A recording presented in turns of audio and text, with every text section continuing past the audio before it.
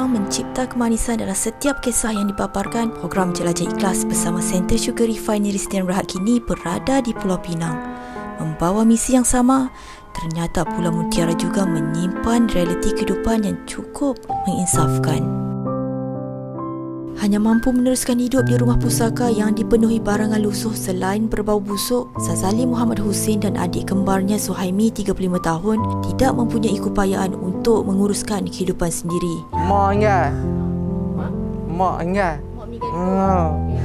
Masih ingat. Selepas pemergian ibu dan bapa, mereka yang juga orang kurang upaya kategori intelektual terpaksa hidup dalam keadaan serba daif. Lepas sekolah dia beli pula. Lepas tu sambil tu sekolah bagi mereka kerja. Ada kerja.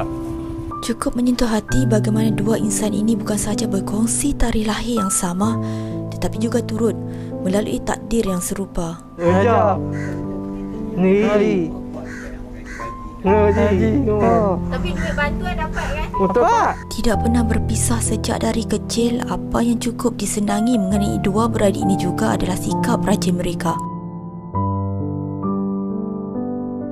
Walaupun menerima wang bantuan yang disalurkan, namun adalah satu kepuasan buat Sazali dan Suhaimi sendiri untuk bekerja sebagai pengumpul barangan lusuh.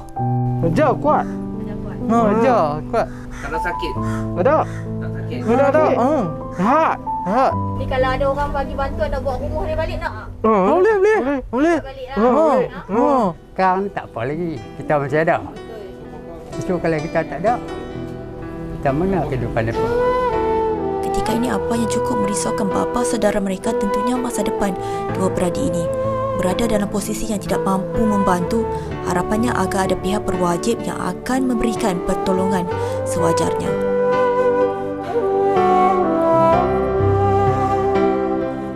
Pemergian isteri tercinta sejak 2 tahun lalu meninggalkan kesan emosi yang cukup mendalam buat bapa kepada dua anak ini.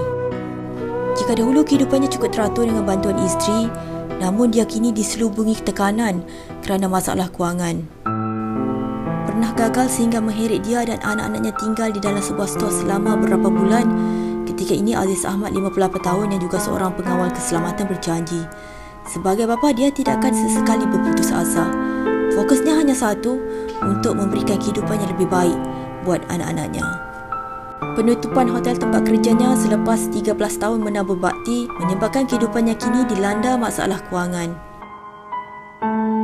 Malah di usia 59 tahun, Mimi Abdul Aziz juga turut diuji dengan pemergian suaminya. Hidup sebatang kara kini, bagi Mimi bukan tempat dia untuk merungut nasib diri. Meneruskan hidup sebagai penyambut tetamu dengan gaji berbagi RM200 sebulan, ketika ini tiada apa yang lebih penting buat dirinya untuk sentiasa menghargai rezeki yang diberikan.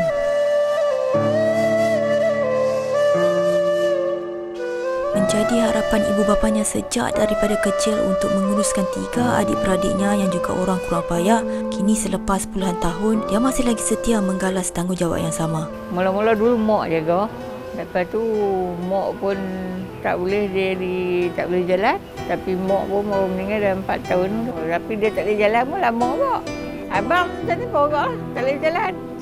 Mereka 4 orang mak yang tak boleh jalan. Malah selepas pemergian adiknya beberapa bulan lalu, amanah yang diberikan kepada Azizah Muhammad kekal apabila masih menguruskan 2 kakaknya yang mempunyai kondisi yang sama. Tiada cuti maupun waktu untuk diri sendiri, ketika ini menjadi rutin harian buat Azizah memastikan 2 kakaknya itu dijaga dengan baik. Mengakui bukan kerja mudah, namun dia sentiasa reda dengan aturan takdir hidupnya. Letih.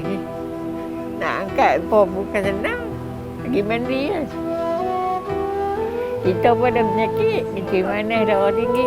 Ada kalanya balas Azizah dia juga hampir berputus asa. Tapi lah dia okeylah sikit. Dua ada adik-adik tu dia suka kayau.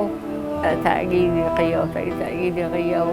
Tambah Azizah, dia sentiasa berdoa agar diberikan kesihatan yang baik dalam memudahkan dia menguruskan amanah yang tidak ternilai ini.